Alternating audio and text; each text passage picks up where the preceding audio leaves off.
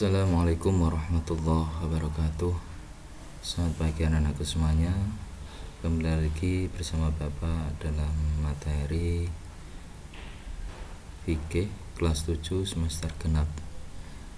Pada pertemuan pagi kali ini nanti kita akan membahas bersama tentang sholat jamak dan qashar. Untuk bab ini ya, kalau kemarin kita sudah membahas tentang sholat jamak, kemudian sholat qashar, sekarang adalah jamak qashar. Tapi sebelum itu marilah kita berdoa, semoga kita diberikan kelancaran, kemudahan oleh Allah Subhanahu wa taala. Ala hadiniyah al-Fatihah.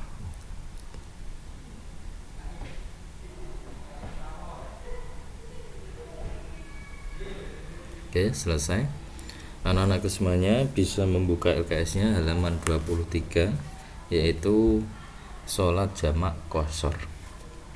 Apa sih pengertian dari sholat jamak qashar? Sholat jamak qashar ini memiliki pengertian yaitu mengerjakan sholat fardu dengan menjamak dan mengqasharnya sekaligus ya. Ini berarti terdapat dua sholat fardu yang dikerjakan dalam waktu yang sama dan diringkas jumlah rakaatnya. Misalnya, karena sedang menempuh perjalanan jauh atau musafir, seseorang menjamak qashar sholat duhur dan asar. Ini artinya orang tersebut mengerjakan sholat duhur 2 rakaat, kemudian segera diikuti sholat itu dengan sholat asar 2 rakaat pula. Ya, seorang muslim ini diperbolehkan menjamak qashar sholat fardu jika dia sedang bepergian atau dalam perjalanan jauh. Orang yang sedang sakit atau berhalangan hujan lebat tidak diperbolehkan menjamak qashar sholat fardu, ia hanya diperbolehkan menjamak sholat saja. Seperti halnya sholat jamak qashar juga terbagi menjadi dua macam berdasarkan waktu pengerjaannya, yaitu yang pertama adalah sholat jamak qashar duhur dan asar dengan jamak takdim ya. Yang dimaksud menjamak qashar dengan jamak takdim yaitu mengerjakan dua sholat fardu dengan menjamak dan sekaligus mengqasharnya pada waktu sholat fardu yang pertama.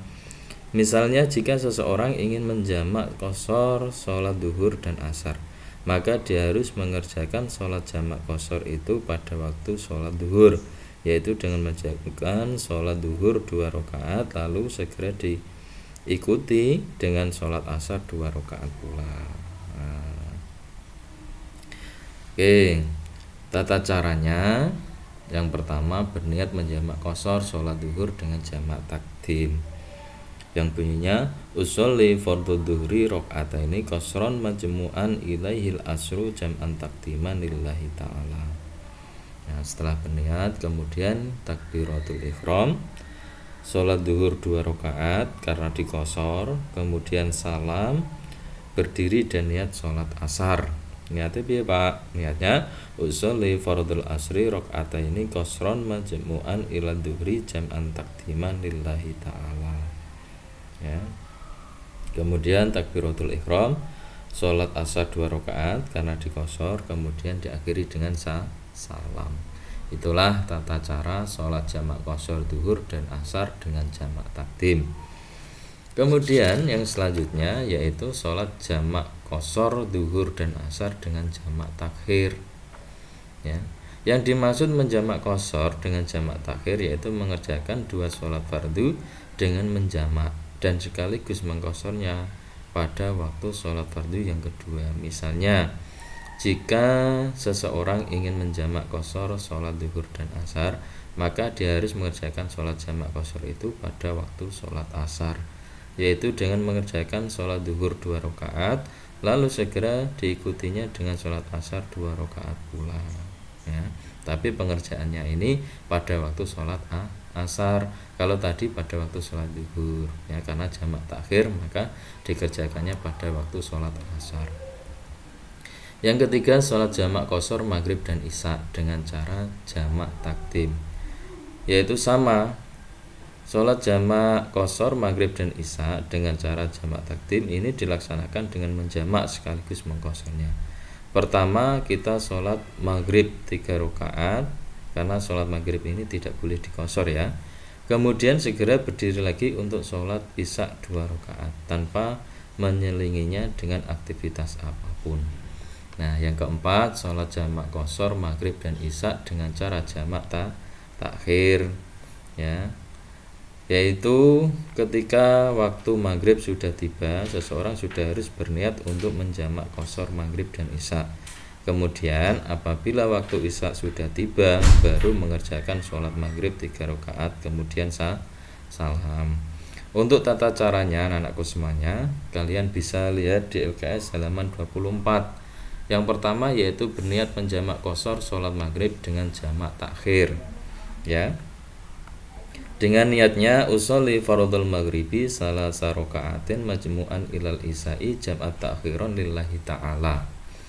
Kemudian setelah itu takbiratul ihram, kemudian sholat maghrib 3 rakaat seperti biasa karena sholat maghrib ini tidak boleh diqashar, ya. Kemudian salam. Setelah salam langsung berdiri lagi dan niat sholat isya yang bunyinya usolli fardhul isya'i raka'ataini qasran majmu'an ilaihil maghribi jam'an ta'khiran lillahi ta'ala. Kemudian setelah itu takbiratul ihram, sholat isya 2 rakaat karena diqashar, kemudian salam. Itulah tentang sholat jamak qashar. Oke. Kemudian hikmah dari sholat jamak dan qashar ini anak-anakku semuanya, bahwa sholat jamak dan qashar ini merupakan bentuk kemurahan dari Allah yang tidak akan mempersulit hambanya yang hendak melakukan ibadah kepadanya, ya. Yang pertama, Allah tidak membebani hambanya dengan sesuatu yang di luar kemampuannya, meskipun pelaksanaannya lebih ringan dibandingkan biasanya, maka tidak akan mengurangi pahalanya. Kemudian yang kedua, sholat jamak dan qashar ini menunjukkan bahwa sholat adalah ibadah yang harus tetap dilaksanakan bagaimanapun keadaannya. Dengan kata lain, bahwa sholat dengan keadaan apapun tetap wajib dilaksanakan, ya. Jangan alasan yang lagi Pak, kita jalan-jalan jauh terus nggak dikerjakan sholat, nggak ada, ya. Tetap semuanya wajib melaksanakan sholat. Ya anak-anakku semuanya, sebagai soal evaluasi nanti kalian kerjakan LKS halaman 37 ulangan tengah semester nomor 1-5 di link Google Form di bawah video ini. Demikian yang dapat Bapak sampaikan, kurang lebihnya mohon maaf. Dan sebelum terakhir, tetap anak-anakku jaga kesehatan agar kalian nanti bisa mengikuti ulangan harian bersama UHB atau PTS ini dengan sebaik mungkin, ya. Kemudian dikerjakan dengan sungguh-sungguh agar nilai kalian dapat maksimal. Demikian yang dapat Bapak sampaikan, kurang lebihnya mohon maaf. Akhirul kalam, assalamualaikum warahmatullahi wabarakatuh.